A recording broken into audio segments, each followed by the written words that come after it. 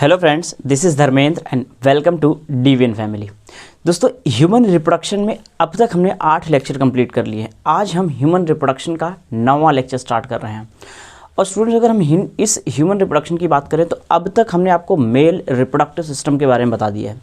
Male reproductive system में कौन कौन सी चीज़ें आती हैं, क्या इंक्लूड हैं, क्या उसके स्ट्रक्चर्स हैं, क्या फंक्शन है, सब कुछ हम डिटेल में स्टडी कर चुके हैं स्टूडेंट्स।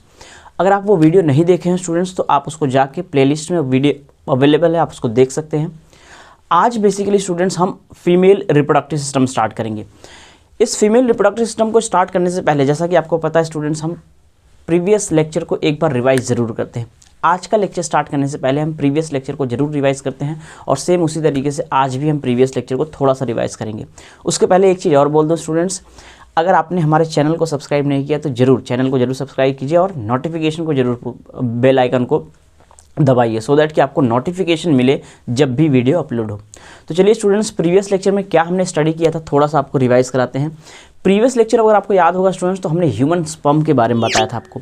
ह्यूमन स्पर्म से हमने स्टार्ट की थी और हमने ह्यूमन स्पर्म के बताया था कि सबसे पहले डिस्कवरी ह्यूमन स्पर्म की किसने की थी, लीवेनहॉक। और ये डिस्कवरी हमने आपको cell the unit of life में भी बता चुके हैं कि ह्यूमन स्पर्म की डिस्कवरी कहाँ से की थी। उसमें हमने वहाँ पे तो हमने आपको स्पर्म, आरबीसी, बैक्टीरिया, प्रोटोजोन्स वगैरह बताया कि उसकी डिस्कवरी लीवेनहॉक ने की थी, राइट।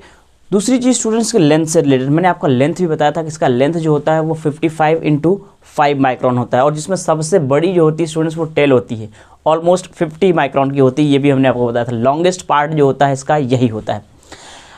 एक चीज़ और स्टूडेंट्स हमने बताया था कि जितने भी एनिमल्स होते हैं उनका सभी एनिमल्स के स्पर्म जो होते हैं वो मोटाइल और फ्लैजिलेटेड होते हैं, एक को छोड़ के, जिसका हमने एस्केरिस कहा था।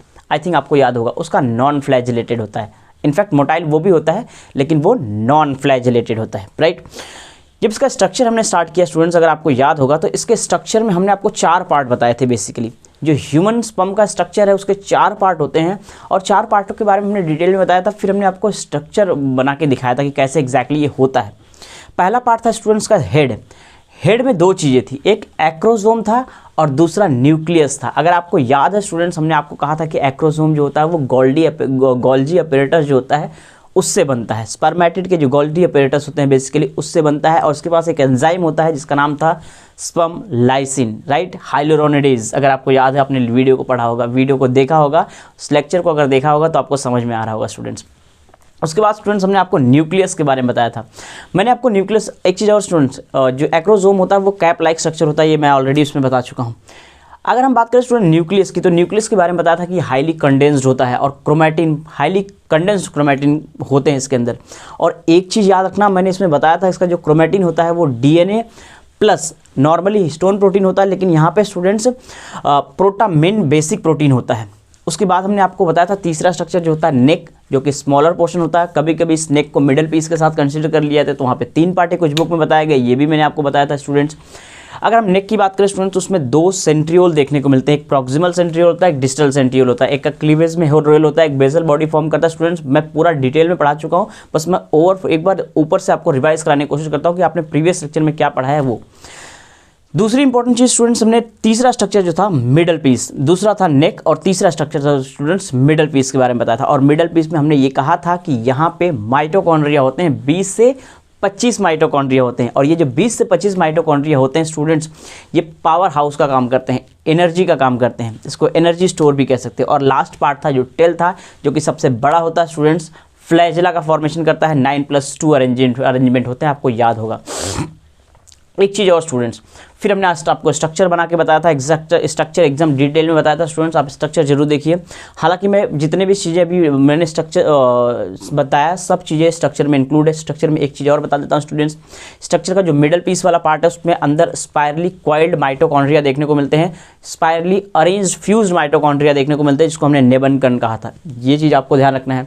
प्रॉक्सिमल डिस्टल सेंट्रियोल ऑलरेडी मैं बता चुका हूँ स्टूडेंट्स। एक्सोनीम ध्यान रखना है, बेसल बॉडी का फॉर्मेशन होता है, फाइब्रस शीथ प्रेजेंट होती है। ये सभी की सभी चीज़ें आपको ह्यूमन स्पर्म में देखने को मिलेगा। और इसको याद करने का एक तरीका भी हमने बताया था स्टूडेंट्स, एंटीनेटल चेकअप्स जो होता है वो मस्ट होता है इन फुल प्रेगनेंसी। उसके बाद स्टूडेंट्स हमने आपको डिसऑर्डर्स बताए थे। मैं डिसऑर्डर्स का एक बार नाम लेता हूँ स्टूडेंट्स, मैं डिसऑर्डर्स को डिटेल में बताने नहीं जा रहा हूँ, सिर्फ आपको एक एक नाम बता देता हूँ सो दैट को आप उसको रिवाइज कर। एक मैंने आपको बताया था पहला disorder ADAM, Adam. Androgen deficiency in aging male बताया था। जैसे फीमेल में मीनोपॉज होता है, ऐसे ही मेल में एंड्रोपॉज होता है। स्टूडेंट्स ध्यान रखना, उसको एंड्रोपॉज को एडम कहते हैं।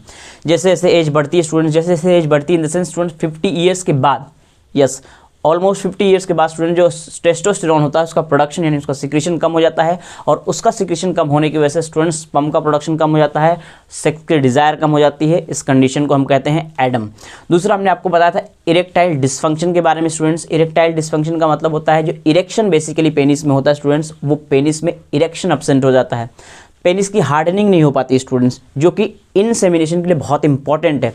इसके लिए एक ट्रीटमेंट हमने बताया था स्टूडेंट्स, सिल्डेनाफिल सिट्रेट, जो कि मार्केट में वियाग्रा के नाम से मिलती है, वो हमने आपको इसको ट्रीटमेंट बताया था। एक हमने तीसरी बताई थी students benign prostatic hypertrophy. Hypertrophy का मतलब हमने आपको समझाया था, हाइपर का मतलब होता है एक्सेसिव, ट्रॉफी का मतलब होता है न्यूट्रिशन। जो प्रोस्टेट होता है स्टूडेंट्स में इनलार्जमेंट हो जाती है ओल्ड एज में, सिर्फ इसी की वजह से क्योंकि वहाँ पर न्यूट्रिशन बहुत ज़्यादा मिलता है, प्रोस्टेट न्यूट्रिशन बहुत ज़्यादा लेता है, और इसकी वजह से जो यूरिनेशन होता है या मिक्सचुरेशन होता है स्टूडेंट्स की फ्रीक्वेंसी बढ़ जाती है, स्पेशली ड्यूरिंग नाइट टाइम, इसलिए इसको नॉक्ट्यूरिया भी कहते हैं, राइट। इसी से रिलेटेड एक मलिग्नेंट प्रोस्टेटिक कैंसर होता है स्टूडेंट्स, जो फैलने लगती है, बहुत सीरियस बीमारी होती है। अगर ये एक ऑर्गन से दूसरे ऑर्गन तक फैलने लगे तो उसी को हम मलिग्नेंट कहते हैं। एस्पर्मिया बताया था, अगर कोई भी सीमेन का प्रोडक्शन नहीं हो रहा है स्टूडेंट्स तो उसको एस्पर्मिया कहते हैं। एजूस्पर्मिया भी बताया था। एजूस्पर्मिया का मतलब होता है स्टूडेंट्स कोई भी सीमेन में कोई भी स्पर्म ही नहीं है, अगर स्पर्म में सीमेन है ही नहीं तो no sperm in semen is known as azoospermia. एक बताया था हमने ऑलिगोस्पर्मिया या फिर ऑलिगोजूस्पर्मिया।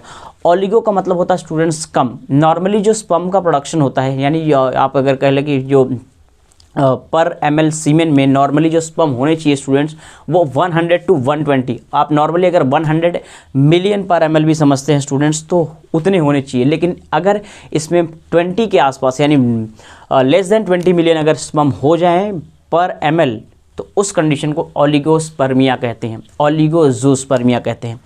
एक और बताया था स्टूडेंट्स एसिनोजूस्पर्मिया। एसिनोजूस्पर्मिया क्या होता है, मोटेलिटी जो होती है स्पर्म की वो कम हो जाती है स्टूडेंट्स, और अगर स्पर्म की मोटेलिटी कम हो जाए तो उस कंडीशन को एसिनोजूस्पर्मिया कहते हैं। टेरेटोजूस्पर्मिया बताया था, अगर आपको याद होगा स्टूडेंट्स, जो मॉर्फोलॉजी होती है स्पर्म की वो एबनॉर्मल हो जाती है, यानी कि जो उसके जो हेड है, टेल है, नेक है, इन सब में अगर मॉर्फोलॉजी में प्रॉब्लम आती है तो उसको टेरेटोजूस्पर्मिया कहा था। एक हमने बताया था इंग्वाइनल हर्निया।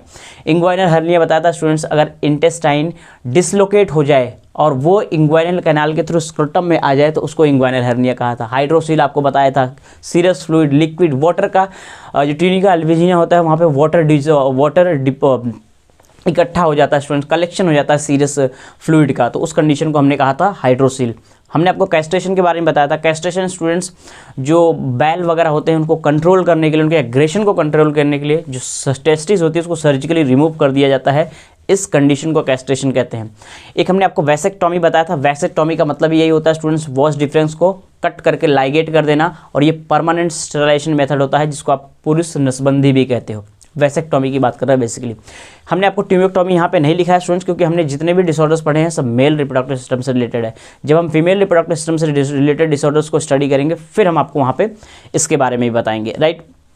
दूसरी एक इंपॉर्टेंट चीज़ स्टूडेंट्स मैंने आपको बताया था क्रिप्ट ऑर्किडिज्म।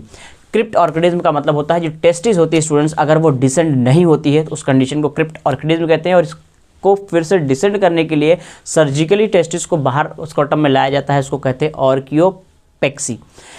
तो स्टूडेंट्स इस तरीके से हमने आपको बताया था कि एग्जैक्टली कितने डिसऑर्डर्स हैं, और डिसऑर्डर्स के अलावा जितने भी मैंने आपके डिसऑर्डर्स बताए स्टूडेंट्स, इसके पहले हमने जो आपको बताया था ह्यूमन स्पर्म का जो बेसिकली स्ट्रक्चर होता है, ये सभी चीज़ें हमने आपको डिटेल में बता दी।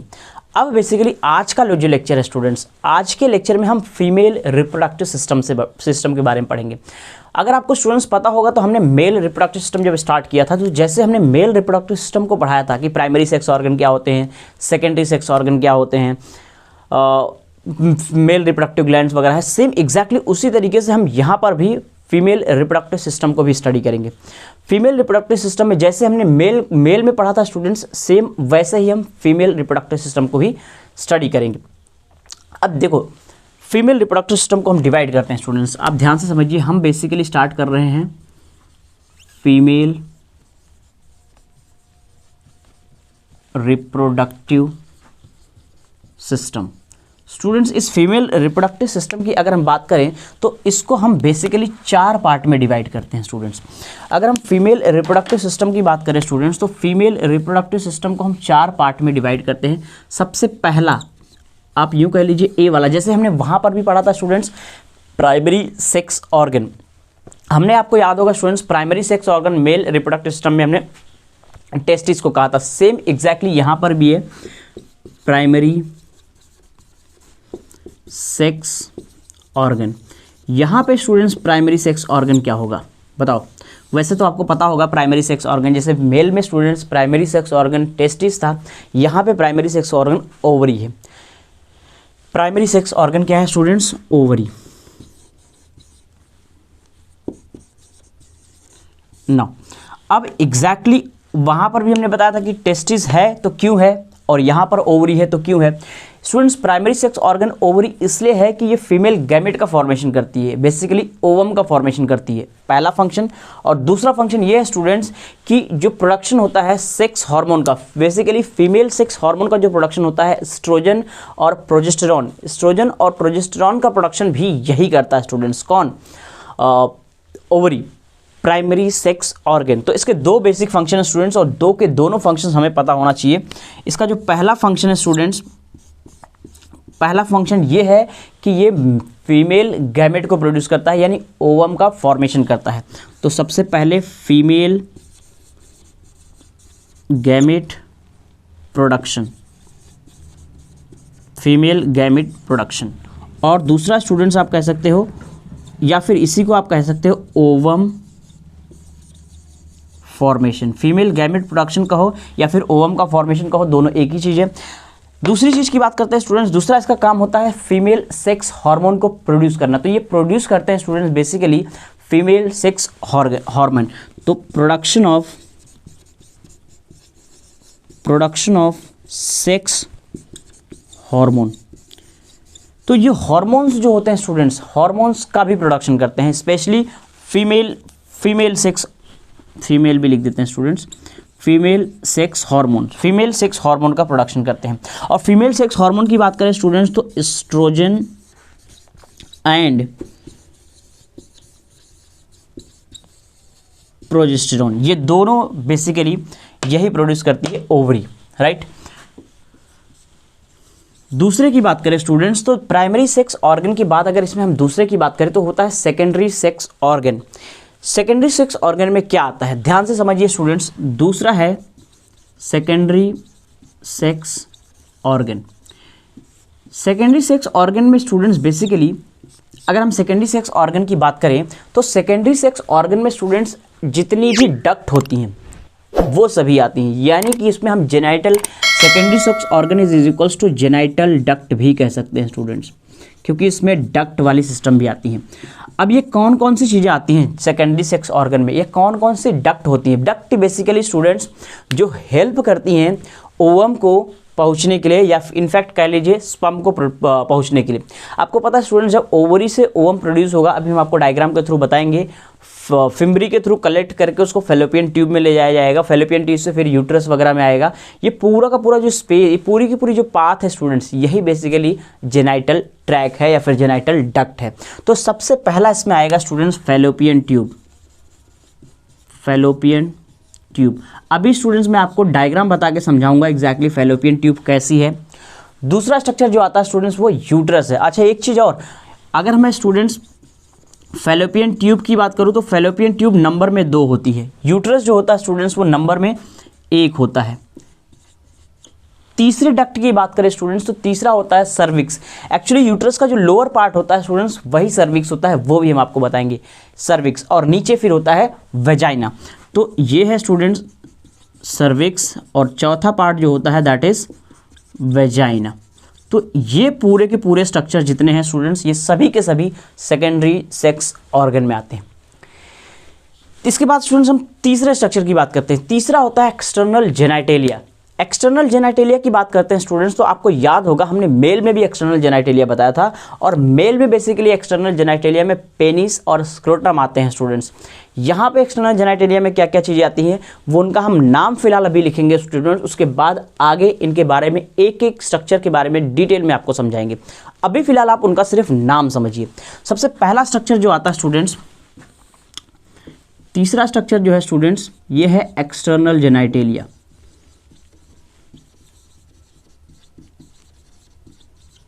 अगर इस एक्सटर्नल जेनाइटेलिया की बात करें स्टूडेंट्स, तो उसमें जो पहला स्ट्रक्चर है वो है मोन्स प्यूबिस।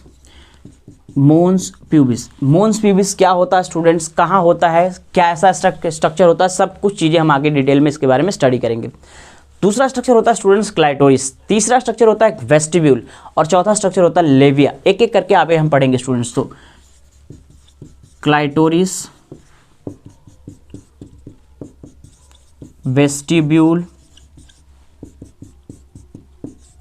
लेविया, इन सभी के बारे में स्टूडेंट्स हम डिटेल में स्टडी करेंगे। और एक लास्ट इसमें ये तीन चीज़ें हमने स्टडी कर ली स्टूडेंट्स, प्राइमरी सेक्स ऑर्गन क्या होते हैं, सेकेंडरी सेक्स ऑर्गन क्या होता है, एक्सटर्नल जेनाइटेलिया क्या होते हैं। इसमें 4 स्ट्रक्चर है, इसमें भी 4 है, और इसमें ओवरी आती है। दूसरा है students female reproductive glands. Female reproductive glands, यहाँ पे हम 3 ग्लैंड्स के बारे में बताएंगे आपको स्टूडेंट्स। तीनों ग्लैंड के बारे में आगे चल के डिटेल में समझाएंगे एग्जैक्टली ये तीनों ग्लैंड्स होती क्या है। एक होता है स्टूडेंट्स मैमरी ग्लैंड, एक होता है बार्थोलिन ग्लैंड, और एक होता है स्किन ग्लैंड। ये तीनों ग्लैंड्स के बारे में हम आपको डिटेल में समझाएंगे। हालांकि अभी सिर्फ आपको नाम समझना है क्योंकि हम क्लासिफिकेशन कर रहे हैं स्टूडेंट्स। तो फीमेल रिप्रोडक्टिव ग्लैंड्स, डी वाला स्ट्रक्चर जो है ये है स्टूडेंट्स फीमेल रिप्रोडक्टिव ग्लैंड्स। अगर हम इस फीमेल रिप्रोडक्टिव ग्लैंड्स की बात करें स्टूडेंट्स, तो पहली है इसमें मैमरी ग्लैंड्स, दूसरा है स्टूडेंट्स में बार्थोलिन ग्लैंड्स, और तीसरी जो स्ट्रक्चर है स्टूडेंट्स वो है स्किन ग्लैंड्स। वेल स्टूडेंट्स, इन सभी के बारे में डिटेल हम स्टडी करेंगे आगे चल के, एक एक चीज़ के बारे में डिटेल। हालांकि स्टूडेंट्स अभी आपने फीमेल रिप्रोडक्टिव सिस्टम में क्या क्या चीज़ें आती हैं, उसका क्लासिफिकेशन बेसिकली क्या है वो समझा, राइट। अब हम क्या करेंगे स्टूडेंट्स, ये क्लासिफिकेशन तो आई थिंक आपको समझ में आया होगा। अब हम बेसिकली करने ये वाले हैं कि सबसे पहले स्टूडेंट्स हम स्टार्ट करेंगे ओवरी से। सबसे पहला स्ट्रक्चर स्टार्ट करेंगे ओवरी। इस ओवरी को कंप्लीट करने के बाद स्टूडेंट्स हम एक एक करके स्टार्ट करेंगे। फीमेल फैलोपियन ट्यूब वगैरह क्या होती है सब कुछ डिटेल में स्टडी करेंगे। फिलहाल आज के लेक्चर में मैं आपको बेसिकली ओवरी के बारे में बताऊंगा, और भी बहुत डिटेल में स्टडी करेंगे इन सभी स्ट्रक्चर्स के बारे में एक एक करके। तो फिलहाल बेसिकली स्टूडेंट्स आज हम स्टार्ट करने जा रहे हैं ओवरी। आई थिंक आपको ये क्लासिफिकेशन समझ में आया होगा स्टूडेंट्स। तो अब हम बेसिकली स्टार्ट करने जा रहे हैं। अच्छा हाँ, आप इसका स्क्रीनशॉट ले लीजिए, जिसको ना दिखाओ स्टूडेंट्स, लिखते समय अगर किसी को प्रॉब्लम है, अगर ना दिखाओ तो आप इसका स्क्रीनशॉट ले लीजिए। उसके बाद हम अब स्टार्ट करेंगे ओवरी, राइट।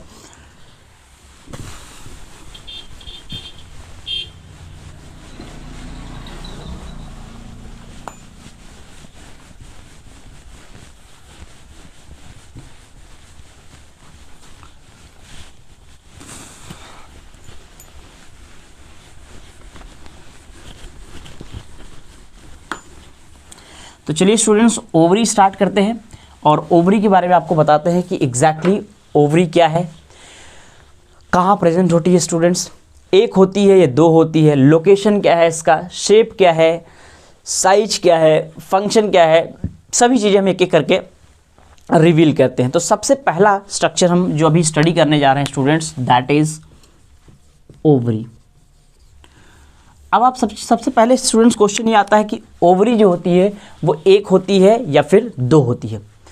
एक चीज़ और स्टूडेंट्स, एक होती है या फिर 2 होती है, पता ही है, नॉर्मली सबको पता स्टूडेंट्स, ओवरी जो होती है 1 पेयर होती है, यानी 2 होती है। ये नॉर्मल क्वेश्चन है। आगे बढ़ते हैं स्टूडेंट्स। एक और चीज़, ये एब्डोमेन के अंदर होती है या फिर एब्डोमेन के बाहर होती है। आपको याद होगा जब हमने टेस्टिस स्टार्ट किया था स्टूडेंट्स, तो टेस्टिस में हमने आपको बताया था कि टेस्टिस एक्स्ट्रा एब्डोमिनल होती है। क्यों एक्स्ट्रा एब्डोमिनल होती है? क्योंकि अभी आपको प्रीवियस जो लेक्चर हमने एमसीक्यू वाला दिया था वहाँ पे ये क्वेश्चन भी पूछा गया था कि टेस्टिस जो होती है वो बाहर क्यों होती है, स्क्रोटल सैक में क्यों होती है, तो थर्मो रेगुलेशन के लिए होती है। फिर से मैं आपको बताता हूँ स्टूडेंट्स, जो स्पर्मेटोजेनेसिस के लिए टेम्परेचर की रिक्वायरमेंट होती है वो हमारे बॉडी से 2 से 2.5 डिग्री सेल्सियस कम टेम्परेचर की रिक्वायरमेंट होती है, और वो टेम्परेचर हमारे बॉडी के अंदर पॉसिबल नहीं है। इसीलिए टेस्टिस को बाहर रखा जाता है सो दैट कि स्पर्मेटोजेनेसिस अच्छे से हो सके, राइट, स्पर्मेटोजेनेसिस अच्छे से हो सके। तो फिर ओवरी को बाहर क्यों नहीं रखा जाता, या फिर ओवरी को कहाँ रखा जाता है, अंदर या बाहर? तो क्वेश्चन ये है स्टूडेंट्स, ओवरी की जो लोकेशन होती है वो इनसाइड द एब्डोमिनल कैविटी होती है, बेसिकली पेल्विक कैविटी में होती है, जो लोअर पार्ट होता है एब्डोमिनल कैविटी का, उस हिस्से में होती है। इसका मतलब ये हुआ स्टूडेंट्स, इसमें टेम्परेचर जैसा कोई प्रॉब्लम नहीं है, ये नॉर्मल बॉडी टेम्परेचर पर ही ओवरी अपना फंक्शन परफॉर्म कर सकती है। जैसे टेस्टिस यानी टेस्टिस जो थी वो स्पर्मेटोजेनेसिस नॉर्मल बॉडी टेम्परेचर पे नहीं कर रही थी, लेकिन ये नॉर्मल बॉडी टेम्परेचर पे ओवरी ओवम का फॉर्मेशन करेगी, इसीलिए इसको बॉडी के अंदर ही रखा गया है। तो दूसरा इंपॉर्टेंट फंक्शन ये है स्टूडेंट्स, इसके लोकेशन की बात करते हैं। लोकेशन बोलो स्टूडेंट्स, कहाँ मिलेगा? Yes, inside the abdominal cavity. ये मिलेगा students inside the abdominal cavity, और यू कैन से स्टूडेंट्स, आप इस एब्डोमिनल कैविटी की जगह ये भी लिख सकते हो पेल्विक कैविटी, क्योंकि abdominal cavity basically pelvic region में है, तो ये आप पेल्विक कैविटी भी लिख सकते हो, राइट। तो ये स्टूडेंट्स दूसरा पॉइंट था जिसमें हमने लोकेशन के बारे में बताया। एक और इंपॉर्टेंट फंक्शन, अभी आपको जब डायग्राम बताएंगे स्टूडेंट्स, तो डायग्राम से आपको समझ में आएगा, ये जो यूट्रस होता है बेसिकली, ये जो ओवरी जो होती है ये यूट्रस से भी अटैच होती है। सपोज ये स्टूडेंट्स ओवरी है, तो ओवरी एक तरफ यूट्रस से अटैच होती है और एक तरफ खुद बॉडी वॉल से अटैच होती है। दो तरह से अटैच होती है स्टूडेंट्स ओवरी, लटकी हुई स्ट्रक्चर होती है, एक तरफ ऊपर से लटकी हुई स्ट्रक्चर होती है, अटैच होती है, दूसरा बॉडी वॉल से अटैच होती है पीछे की तरफ से, राइट। तो ये डायग्राम में आपको क्लियर समझ में आ जाएगा एग्जैक्टली कैसे होती है। अभी फिलहाल ये समझिए कि जो ओवरी होती है वो दो तरह से अटैच होती है, एक यूट्रस से अटैच होती है, एक बॉडी वॉल से अटैच होती है। हाँ, यूट्रस से जो अटैच होती है वो किसके थ्रू अटैच होती है, ये इंपॉर्टेंट है। बॉडी वॉल से अटैच होती है तो किसके थ्रू अटैच होती है, ये इंपॉर्टेंट है। ये दोनों क्वेश्चन पूछे जाते हैं। तो पहली चीज स्टूडेंट्स, अटैच टू, अगर हम पहला क्वेश्चन की बात करें तो ये होती attached to uterus by, uterus से जो अटैच होती है स्टूडेंट्स उसको कहते हैं ओवेरियन लिगामेंट।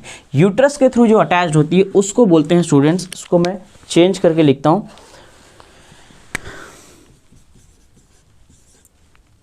Ovarian ligament. हाँ स्टूडेंट्स ध्यान रखना, ओवेरियन लिगामेंट के थ्रू अटैच होती है यूट्रस से, और बॉडी वॉल से भी अटैच होती है। तो जो बॉडी वॉल से अटैच होती है वो स्टूडेंट्स वो मीजोवेरियम से अटैच होती है।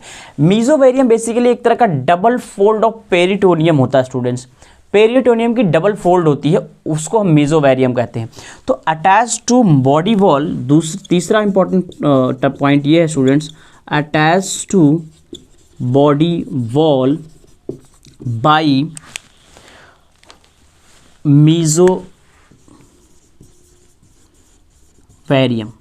ये इंपॉर्टेंट पॉइंट है स्टूडेंट्स, इसको भी ध्यान रखना, बॉडी वॉल से कैसे अटैच होता है और यूट्रस से कैसे अटैच होता है। ये तीन इंपॉर्टेंट पॉइंट हो गए स्टूडेंट्स। नेक्स्ट अगला इंपॉर्टेंट पॉइंट ये स्टूडेंट्स कि इसका शेप क्या होता है। अगर इसके शेप की बात करें स्टूडेंट तो इसका शेप एलमंड, बादाम आपने देखा होगा एग्जैक्टली उसी की तरह होता है। तो इसका शेप जो होता है वो एलमंड शेप का होता है, राइट। चलिए नेक्स्ट इंपॉर्टेंट, ये छोटे छोटे इंपॉर्टेंट पॉइंट्स आपको पता होना चाहिए। साइज की बात करते हैं स्टूडेंट, तो इसकी जो साइज होती है स्टूडेंट्स वो होती है 4x3x2, लेंथ विड्थ और थिकनेस पता ही होगा आपको, ये होती है साइज, और ये सभी साइज जो है सेंटीमीटर में है, ध्यान रखना। वेल और आगे बढ़ते हैं स्टूडेंट्स, फंक्शन की बात करते हैं which is very very important. Function हमें पता होना चाहिए कि एग्जैक्टली ओवरी का फंक्शन क्या है स्टूडेंट्स, फंक्शन पता होना चाहिए, क्योंकि फंक्शन जो होते हैं वो एग्जाम में पूछे जाते हैं कि ओवरी का बेसिकली फंक्शन क्या है।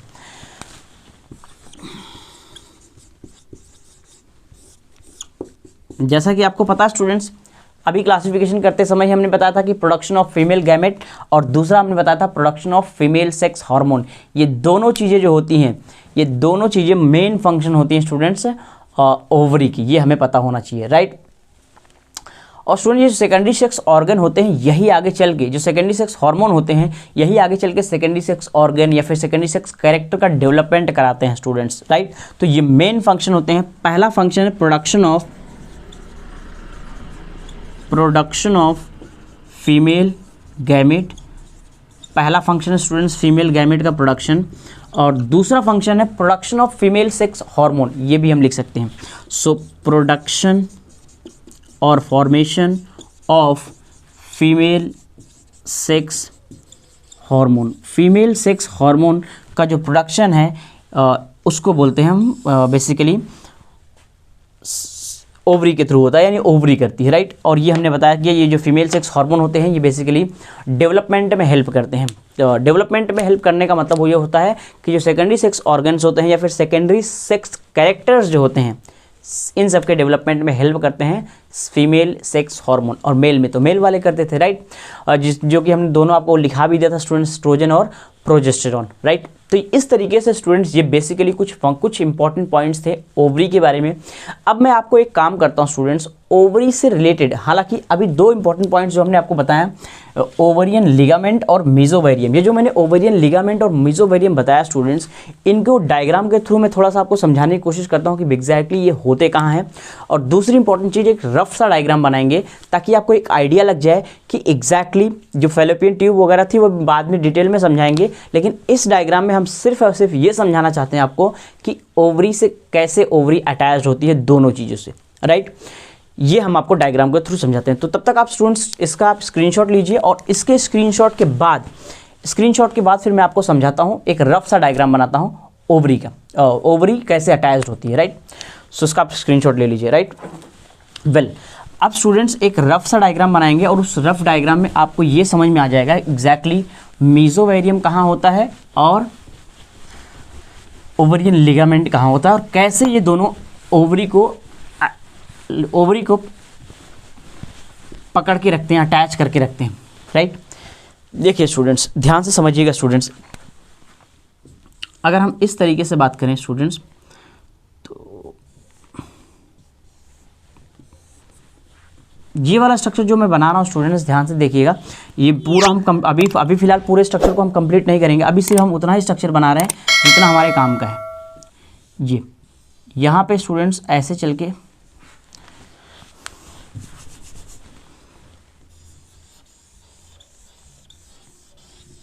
फिंगर लाइक स्ट्रक्चर्स होता है स्टूडेंट्स, फिमरी कहते हैं, वो भी बताएंगे आपको आगे चल के डिटेल में क्या है एग्जैक्टली।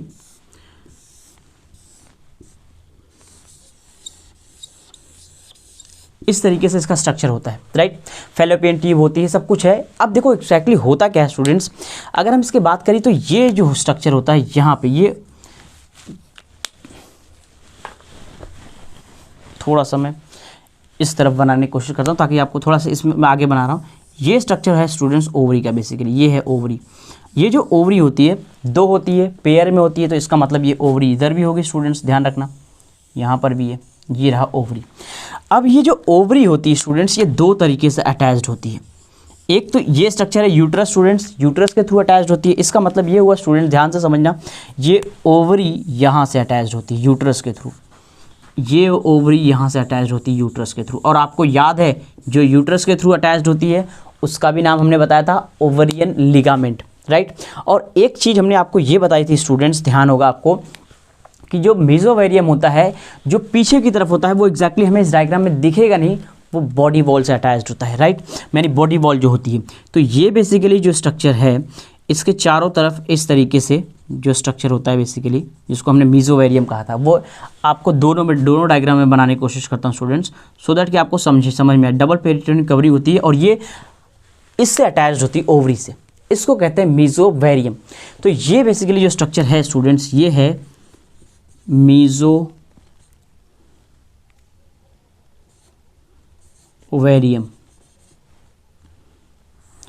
और ये स्ट्रक्चर जो स्टूडेंट्स है बेसिकली, इस स्ट्रक्चर की बात करें तो इसको मैंने बताया, अभी जो स्ट्रक्चर लिखा था ओवरियन लिगामेंट कहते हैं, राइट। तो ये स्ट्रक्चर मीजोवेरियम हो गया, और ये स्ट्रक्चर हो गया ओवेरियन लिगामेंट, राइट। मीजो ओवेरियम, इसको कंप्लीट कर देते हैं सही, मीजो वेरियम, राइट, वेरियम। तो स्टूडेंट्स ये बेसिकली दो जो इंपॉर्टेंट पॉइंट्स बताए थे मैंने, कैसे अटैच्ड होती है, एक रफ सा डायग्राम बना के मैं आपको ये समझाने की कोशिश किया कि एग्जैक्टली ओवेरियन लिगामेंट क्या होते हैं, यस ओवेरियन लिगामेंट, और दूसरा मीजोवेरियम क्या होता है, राइट। अब स्टूडेंट्स एग्जैक्टली हो क्या ये भी ध्यान समझिए। जो ओवरी होती है वो सेकेंडरी oocyte रिलीज करती है, आपको पता है ये ओवरी सेकेंडरी oocyte रिलीज करेगी। ओवम और सेकेंडरी oocyte में क्या बेसिक डिफरेंस होता है वो भी हम आपको बताएं, क्यों हम ओवम नहीं कर रहे हैं, क्यों हम सेकेंडरी oocyte का नाम ले रहे हैं, वो बेसिक डिफरेंस जो होता है वो भी आपको समझाएंगे। दूसरी इंपॉर्टेंट चीज, सेकेंडरी oocyte रिलीज होता है, और ये सेकेंडरी oocyte जो होता है ये स्टूडेंट्स इस फिमरी के थ्रू फैलोपियन ट्यूब में एंटर करता है, फैलोपियन ट्यूब में जाता है स्टूडेंट्स, और फैलोपियन ट्यूब में वहाँ पे वो कुछ समय रहता है, कुछ समय वेट करता है, स्पर्म का वेट करता है स्टूडेंट्स। और अगर वो यहाँ पे स्पर्म से फर्टिलाइज नहीं होता, इसका मतलब स्टूडेंट्स फर्टिलाइजेशन नहीं हुआ, इसका मतलब स्पर्म एंटर नहीं किया, और स्पर्म एंटर नहीं किया तो ये बाद में फिर से ये मेंस्ट्रुअल फ्लो के थ्रू और ये सेकेंडरी oocyte रहेगा जो वो बाहर निकल जाएगा, राइट। आई थिंक आपको इतनी बात समझ में आ गई होगी स्टूडेंट्स। अब क्या करेंगे बेसिकली, इसी के जो ओवरी होती है स्टूडेंट्स, ये सपोज ये ओवरी है स्टूडेंट्स, अब इस ओवरी को हम इस तरीके से ऐसे कट करके देखेंगे कि एग्जैक्टली ये कैसी होती है, ये कैसी होती है। ओवरी का स्ट्रक्चर हम कट करेंगे और देखेंगे एग्जैक्टली कैसी होती है, किस किस चीज़ से बनी होती है। जैसे आपको याद होगा जब हमने टेस्टिस देखा था, तो टेस्टिस में आपको याद होगा ट्यूनिका अल्बुजिनिया वगैरह बताया था हमने, जर्मिनल एपिथेलियम भी बताया था। जर्मिनल एपिथेलियम कहाँ होता है, हालांकि इनमें दोनों में एक डिफरेंस होता है, टेस्टिस में ट्यूनिका अल्बुजिनिया, यहाँ पे ट्यूनिका अल्बुजिनिया अंदर होती है, टेस्टिस में ट्यूनिका अल्बुजिनिया बाहर होती है। क्या बेसिक डिफरेंस होता है, कैसे होता है, वो सब कुछ हम अभी आपको इस ओवरी के जो स्ट्रक्चर्स लेंगे, कट करेंगे, उससे आपको बताने की कोशिश करेंगे। यही स्ट्रक्चर आपको बताएंगे स्टूडेंट, उसके बाद फिर हम फैलोपियन ट्यूब स्टार्ट करेंगे, और वो फैलोपियन ट्यूब हम नेक्स्ट क्लास में स्टार्ट करेंगे। फिलहाल आज के क्लास में अभी एक और स्ट्रक्चर बचा है स्टूडेंट्स, जिसको हम ओवरी इसी के अंदर स्टार्ट करेंगे, और उसमें क्या क्या होती है वो बताएंगे। फिलहाल उसके पहले आप इसका एक स्क्रीनशॉट ले लीजिए, उसके बाद फिर स्टूडेंट्स हम स्टार्ट करते हैं ओवरी का जो स्ट्रक्चर है कट करने के बाद, राइट।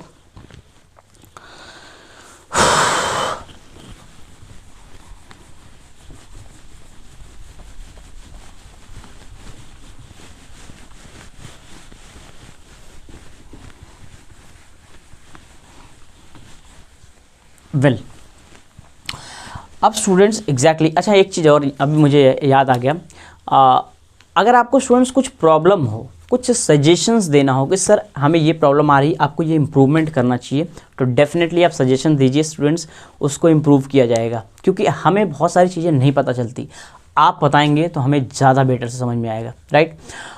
अब स्टार्ट करते हैं स्टूडेंट्स, बेसिकली स्ट्रक्चर क्या है। स्ट्रक्चर आप ध्यान से देखिएगा,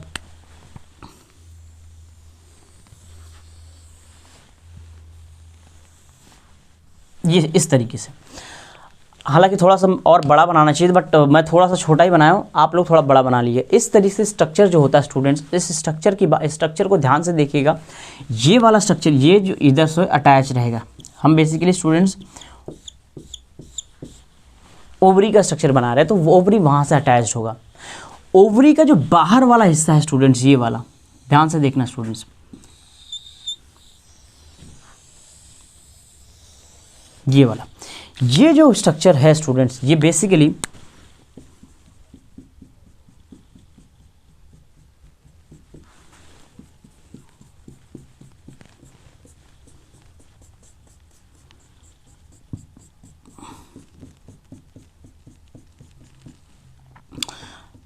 हर सेल में स्टूडेंट न्यूक्लियस है, मैं कोशिश करता हूँ सब में बना दूँ।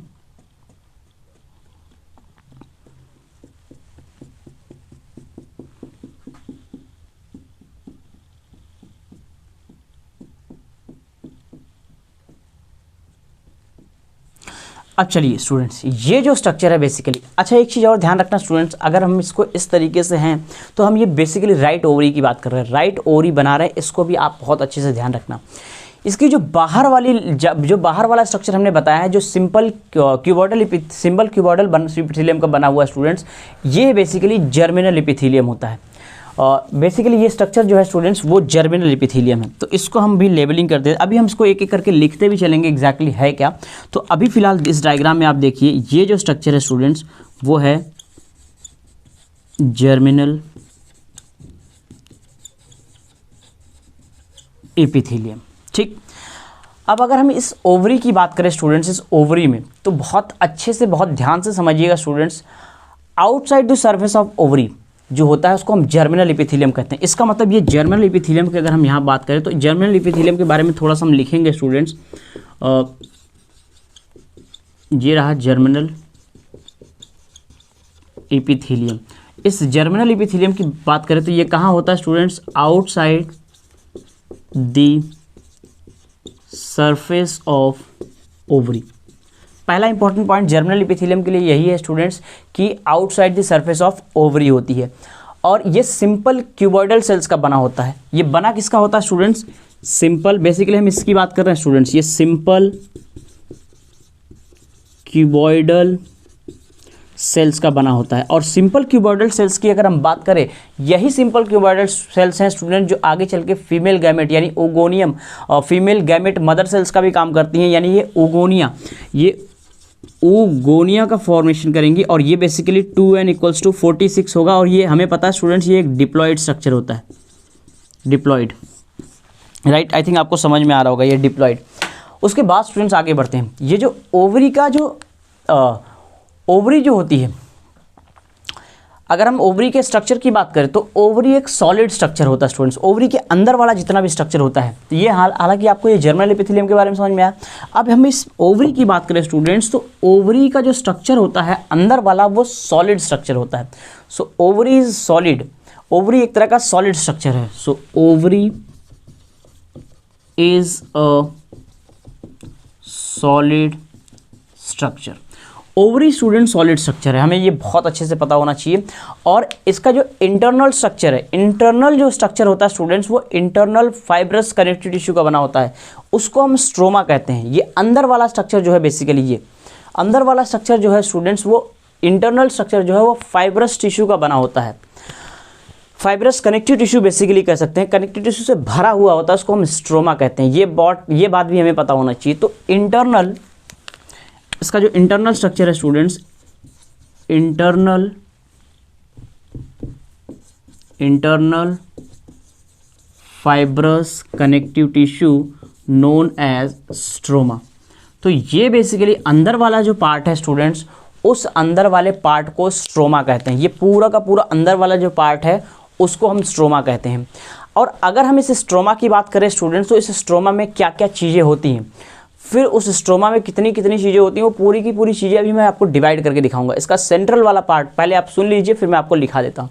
स्ट्रोमा के अंदर अगर हम सेंट्रल वाले पार्ट की बात करें तो स्ट्रोमा का जो अंदर वाला पार्ट होता है स्टूडेंट्स, एक सेंट्रल पार्ट होता है, एक पेरिफेरल पार्ट होता है। ये बीच वाला जो पार्ट है स्टूडेंट्स, ये सेंट्रल पार्ट है। मैं आपको थोड़ा सेपरेट करके दिखाने की कोशिश करता हूँ। जी,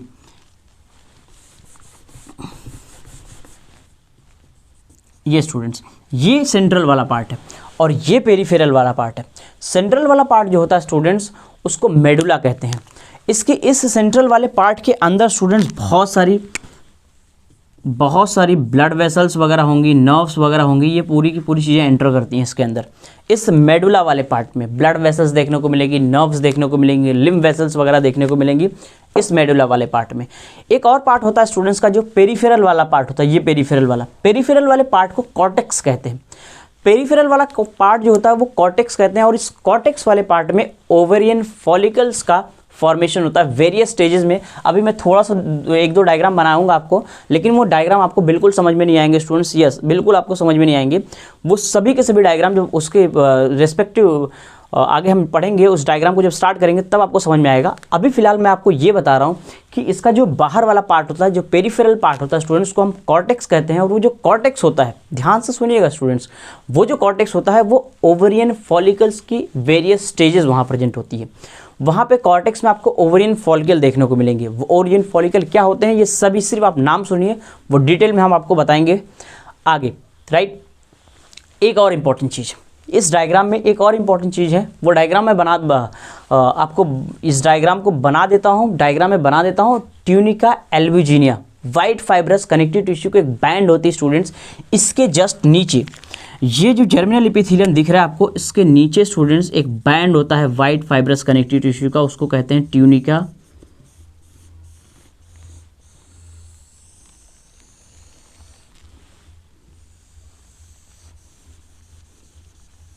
एल्ब्यूजिनिया। तो ये जो स्ट्रक्चर बेसिकली आप देख रहे हैं स्टूडेंट्स, इस स्ट्रक्चर को हम कहते हैं ट्यूनिका एल्ब्यूजिनिया।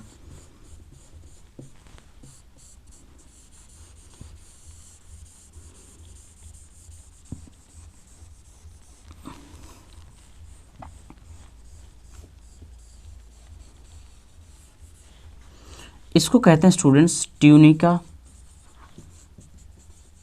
एल्ब्यूजिनिया। अगर हम इस ट्यूनिका एल्ब्यूजिनिया की बात करें स्टूडेंट्स, तो ट्यूनिका एल्ब्यूजिनिया जो होती है below the germinal epithelium present होती है। ये कवर करती है कॉर्टेक्स या फिर स्ट्रोमा को। Below the germinal epithelium present होती है, ये कवर करती है कॉर्टेक्स या फिर स्ट्रोमा को। एक ही चीज़ है, कवर करती है कॉर्टेक्स या स्ट्रोमा को, या फिर below the germinal epithelium present होती है। इसको भी लिख देते हैं स्टूडेंट्स। फिर आपको मैं स्ट्रोमा को, ये जो स्ट्रोमा वाला पार्ट हमने लिखा है स्टूडेंट्स, को 2 पार्ट में डिवाइड करके बता देता हूँ और ये लेक्चर कंप्लीट हो जाएगा। तो ये प्रेजेंट होती है students below the germinal epithelium.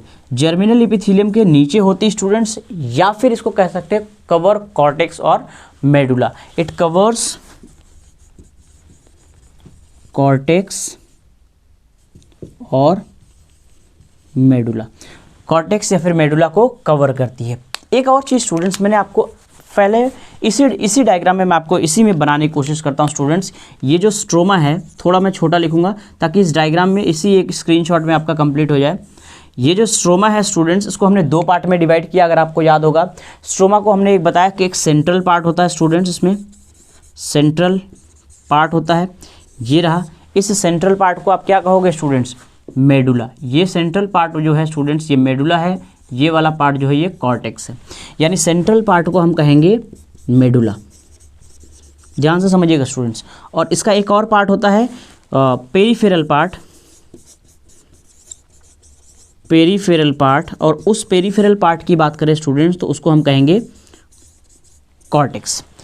Peripheral part जो है स्टूडेंट्स को हम कॉर्टेक्स कहेंगे, और इसका जो इन सेंट्रल वाला पार्ट है उसको हम मेडुला कहेंगे। दोनों में होता क्या है एग्जैक्टली वो समझ लीजिए। जो मेडुला वाला पार्ट है स्टूडेंट्स, यहाँ पे आपको देखने को मिलेंगे ब्लड वेसल्स देखने को मिलेंगी, नर्व्स देखने को मिलेंगी। और अगर हम इस पेरिफेरल वाले पार्ट की बात करें तो पेरिफेरल वाले में स्टूडेंट्स ओवेरियन फॉलिकल की वेरियस स्टेजेस देखने को मिलेंगी आपको, राइट। तो यहाँ पे आपको देखेंगे ovarian follicles in various stages. बहुत सारी स्टेजेस देखने को मिलेंगे स्टूडेंट्स ओवेरियन फॉलिकल की।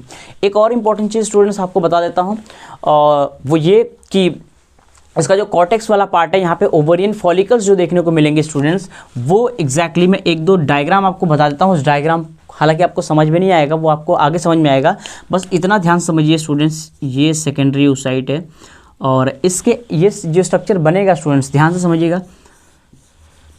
मैं 1-2 स्ट्रक्चर बना दे रहा हूँ, हालांकि ये हम डिटेल में स्टडी करेंगे आगे चल के क्या है ये structures.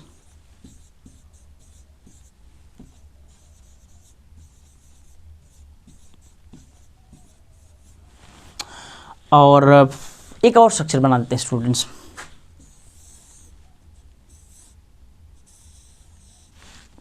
Let me change the colour. आप इस पर बिल्कुल जोर मत दीजिएगा स्टूडेंट्स, यस, इस पर बिल्कुल जोर ना दीजिएगा। ये सब हम आपको बताएंगे आगे चल के स्टूडेंट्स ये एग्जैक्टली है क्या, राइट। तो ये बेसिकली ओवेरियन फॉलिकल्स हैं। ओवेरियन फॉलिकल्स कैसे बनते हैं, क्या होते हैं, ये सभी चीज़ हम आपको आगे चल के डिटेल में समझाएंगे स्टूडेंट्स। हालांकि आपकी हमने ओवरी में 2 चीज़ें बताई। एक है हमने बताया जर्मिनल एपिथेलियम क्या होता है, और एक हमने बताया स्ट्रोमा क्या होता है। स्ट्रोमा के 2 पार्ट होते हैं, कॉर्टेक्स और मेडुला। और हमने आपको मेडुला में 2 पार्ट होते हैं, सेंट्रल पार्ट और पेरिफेरल पार्ट। सेंट्रल पार्ट में एक कॉर्टेक्स होता है और एक मेडुला होता है स्ट्रोमा के अंदर, राइट। तो इस तरीके से स्टूडेंट्स आज के लेक्चर में बेसिकली हमने आपको ओवरी के बारे में बताया। फीमेल रिप्रोडक्टिव सिस्टम में ओवरी कैसी होती है, क्या स्ट्रक्चर है, क्या बेसिकली इसके फंक्शंस होते हैं, वो सभी चीज़ें हमने आपको बताया। और उसके बाद फिर हमने फीमेल रिप्रोडक्टिव सिस्टम को जो क्लासीफाई करके बताया था कौन कौन सी चीज़ें इसमें होती है वो बताया। फिर से मैं थोड़ा सा आपको एक बार रिकैप करवा देता हूँ। एग्जैक्टली हमने बताया कि आपको फीमेल रिप्रोडक्टिव सिस्टम में, जब हमने फीमेल रिप्रोडक्टिव सिस्टम स्टार्ट किया तो उसमें मैंने आपको बताया था कि 4 तरह से, एक प्राइमरी सेक्स ऑर्गन देखने को मिलते हैं, एक सेकेंडरी सेक्स ऑर्गन देखने को मिलते हैं, एक एक्सटर्नल जेनाइटेलिया देखने को मिलता है। सेकेंडरी सेक्स ऑर्गन में जेनाइटल डक्ट्स होती हैं और फीमेल रिप्रोडक्टिव के ग्लैंड्स देखने को मिलते हैं, फीमेल रिप्रोडक्टिव ग्लैंड देखने को मिलती हैं।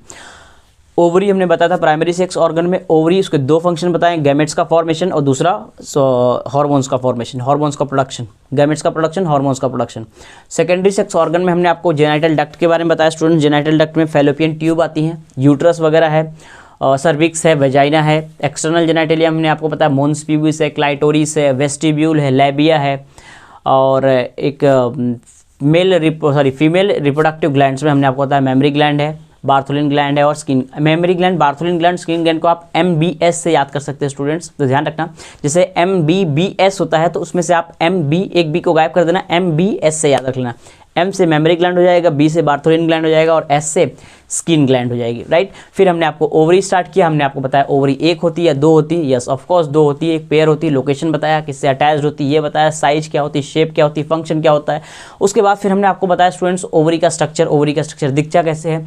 ओवरी के दो पार्ट होते हैं, जर्मिनल एपिथेलियम के बारे में बताया, स्ट्रोमा के बारे में बताया और फिर कॉर्टेक्स और मेडुला। इनफैक्ट हमने आपको ओवरी के बारे में बहुत कुछ बताया। नेक्स्ट क्लास में स्टूडेंट्स हम फैलोपियन ट्यूब स्टार्ट करेंगे। आई होप आपको ये क्लास पसंद आई होगी स्टूडेंट्स, और अगर आपको ये क्लासेस पसंद आ रही है तो स्टूडेंट्स जरूर लेक्चर्स को लाइक कीजिए, हमारे चैनल को सब्सक्राइब कीजिए स्टूडेंट्स। अब हम आपसे मिलेंगे नेक्स्ट वीडियो में स्टूडेंट्स, तब तक के लिए जय हिंद।